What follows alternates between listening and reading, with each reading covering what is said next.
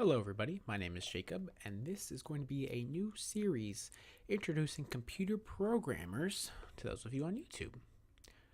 This is for people who want to get into computer programming but aren't really sure where to start. So a little bit about me, I'm a big gamer and I'm currently a university student in California. So, for this series we are going to be working with what is considered to be an introductory language known as Python. As you can see on screen here. This first video is going to instruct you how to get set up with Python and Visual Studio Code. If you already know how to do this, go ahead and skip to the next video where we'll actually be learning some code. But if you haven't, I highly recommend doing this and trying to figure it out on yourself because it can be very confusing. All right, so to start out, go ahead and go to www.python.org and navigate yourself to the download section. The most latest version for Windows should be right here at the top right now. On September 29th, 2018, it is Python 3.7.0. For the entire series, we will be working in Python 3. If there is a new Python version by the time that you are watching this, I highly recommend going and finding another Python series as things do change between Python updates. So, after you've downloaded Python 3.0 or 3.7.0, my bad, you're going to see that there isn't really anything like on your desktop. There's no application called Python or anything like that. So this is my desktop. Yes, here are my games or stuff for school, blah, blah. But you're going to see there's no Python here and nothing is actually installed. But if you search for Python, you'll have some things here. So if you are really itching to look at what a Python terminal kind of looks like, you can see this one that says idle. And this is a Python terminal that's kind of shitty and that you would never, ever, ever, ever, ever want to use because there's lots of better stuff out there. So after your Python has finished downloading, you're going to want to go to Visual Studio Code. Code.visualstudio.com is the current web address at this time. You can use other programs, but this tutorial we will be using Visual Studio Code, and I believe is by far the best one out there. So this tutorial, I should have mentioned at the beginning, will also be for Windows. There are some small changes for Mac that I will be posting a doc in the description for how to get set up on Mac. It's not that different, but there are some slight tweaks you would want to make. So you're going to want to download Visual Studio Code for Windows. I obviously already have it downloaded, as you can see right there.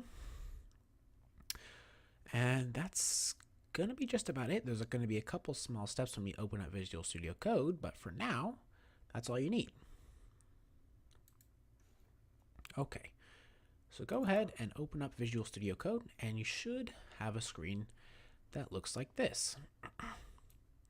So there's going to be a welcome page, and the first thing you're going to want to do is you're going to want to go to Tools and Languages, install support for Java, TypeScript, Python, and PHP, and a bunch of other stuff. So go ahead and click on that. It's going to open up this big list, and Python should be like the third one or the second one. It might even say recommended, I forget. But what you're going to want to do is click on that, and it should automatically begin to install. You should see it down here or over here in the corner. Somewhere on your screen it should say Python is installing. And then it's going to ask you, it may ask you if you want to install Pylint, P-Y-L-I-N-T. If that does pop up at this time, go ahead and click yes. You are going to want to install that. If it doesn't pop up, don't worry about it. So the next thing you're going to want to do is go to View, Command Palette, and you're going to want to type in this. You're going to want to type in Python Select Interpreter. This is my little cheat sheet for installing Python. And you're going to want to type in Python Select Interpreter. So when we do that, we go to View, Command Palette, type in Python Select Interpreter. When we click on that, we're going to tell it to use Python 3.7, and you're going to go ahead and click on that. And then hopefully your Python should be connected. That's all we needed. Okay, so we're going to hop back into Visual Studio Code. We're going to minus this down. Okay. So let's get started working with Python. So what we're going to do is we're going to click File. Then we're going to go to New File. There it is. And you're going to notice at the beginning, it doesn't look like a file really. Well, maybe not. to an untrained eye, but this is actually saved as a text file at the moment. So the first thing we're going to do to check and see if Python is indeed installed, we're going to go to File and then go to Save As, and we're going to save it as whatever we want. I'm going to name mine test.py. You don't have to worry about changing this. As long as you add the .py at the end, it should save as a .python file. And one more thing, I forgot to mention, you're going to want to have a Python folder on your desktop, in your documents, wherever you want. So I have created this one for this tutorial and for general for doing this tutorial series called Python Stuff on my desktop. So if we go back here, I'm actually going to go save as, and I'm going to go to my desktop. Here it is, Python Stuff, and save test.py. Oops. And there. Save, and it is saved as a Python file. Yours might have a pop-up down here in the bottom right for Pylint, or to just say, oh, install the thing again. Go ahead and click yes on all that. No worries, it happened to me my first time. So now that you have a Python file, you want to start typing code, right? Not yet. One last step in our setup. So what we're going to do is actually set our directory for our Python folder, because when we save Python files, they may save to the folder, but if we ever want to import pieces of code from other pieces of code and use them, essentially, we need to set a directory and tell Python where to get the files from. So what we're going to do here is, I don't know exactly what yours is going to start out as, but you're going to want to type in change directory, cd, and then you're going to type in the first location. So mine is on the desktop. You can only go one directory at a time, and then you're going to change directory again. And because mine has a space in it, I'm going to use quotes, Python stuff. Now it's set to the directory of Python stuff. If I ever save files in there, I can import functions and other things that are going to be in there, classes, to other Python files.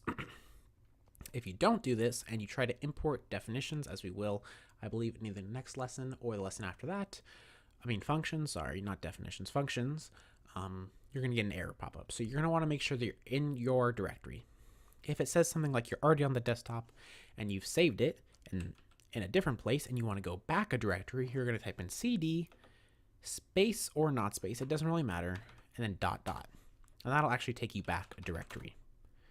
Okay, so let's go back, cd desktop, and then we're going to cd quote Python stuff.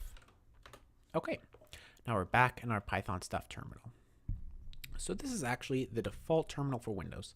If we want to open up our Python terminal, on Windows, we're going to type in Python. On Mac, you're going to type in Python 3, just like this, Python 3, no spaces. But we're on Windows, we don't need to do that. And to signify that we're in the Python terminal, it's going to have these three little arrows, 1, 2, 3. So now that we're in the Python terminal, now we have officially finished setup.